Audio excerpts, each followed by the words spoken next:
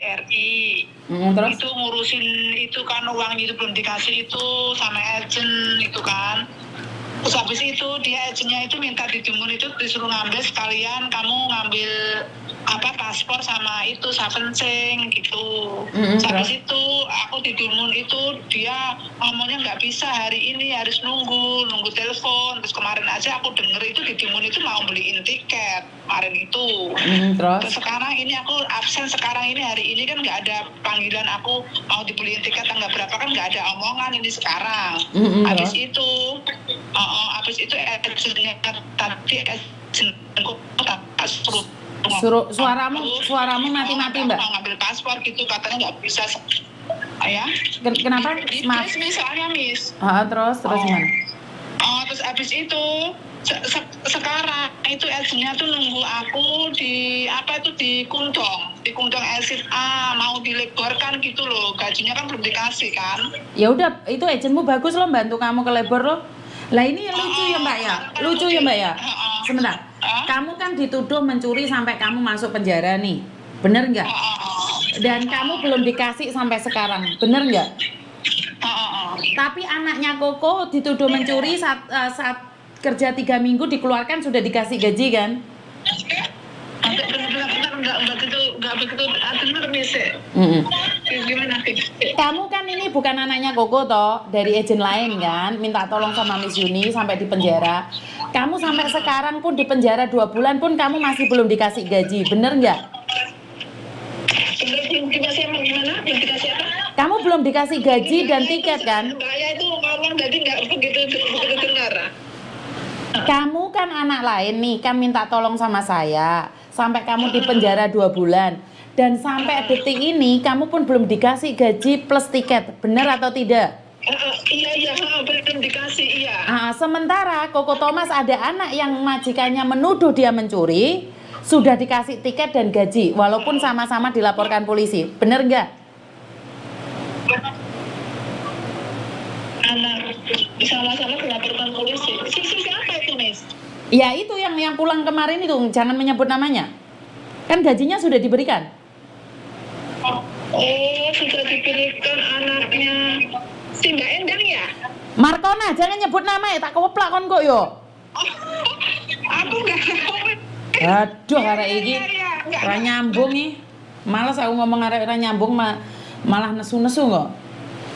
Nah, intinya adalah ini anak bukan dari agennya Koko Thomas, kebetulan di penjara, diproses dan kita membantu dan kita tampung dia di rumah kita.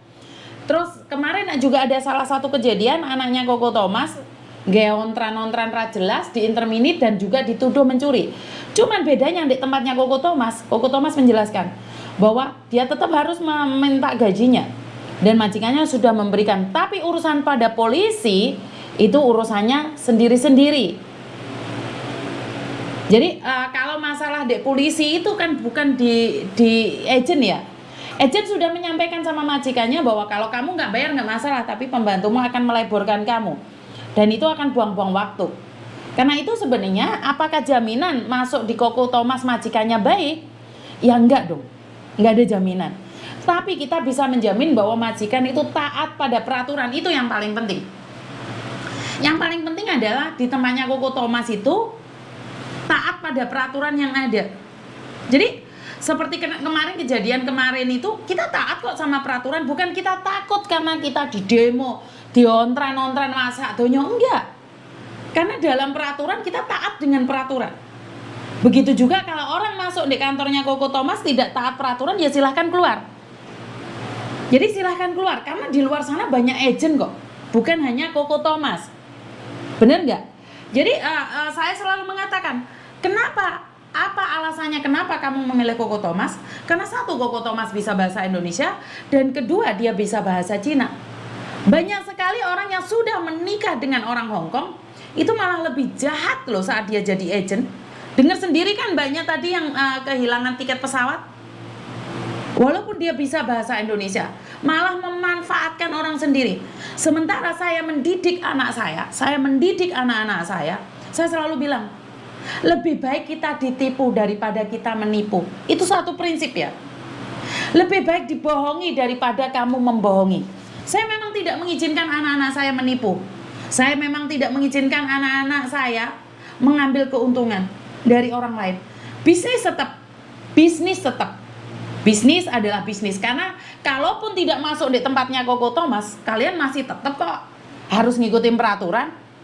Ya cuman masalahnya Koko Thomas belum punya lisensi, itu yang diperdebatkan. Ya kalau tiba-tiba agen yang amanah tidak memiliki lisensi, ya udah nggak apa-apa.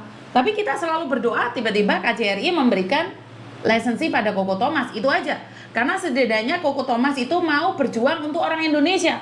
Tapi saya tahu itu tidak mungkin. Nggak mungkin KJRI ini seleksi, oh ini agen yang amanah terus takai apa itu? Lisensi, enggak konsepnya enggak kayak gitu. Itu panjang kali lebar. Saya cuma menunggu keajaiban tiba-tiba ada nih lisensi yang bisa diberikan pada Koko Thomas. Jadi saya secara pribadi ingin apa ya? Debat atau ingin ngamuk atau ingin percuma. Karena intinya adalah di Hongkong itu bisnis. Bohong kalau nggak bisnis. Tapi masalahnya bisnisnya itu seperti apa? Di tempat lain bawa majikan sendiri, bayarnya berapa? 9.000, 10.000. Nikmati Koko Thomas cuma 6.000.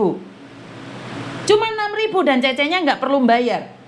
Bawa majikan sendiri. Kalau interminitan pulang Indonesia itu baru bayar 7.000. Ayo saya tantang dengan agen-agen lain.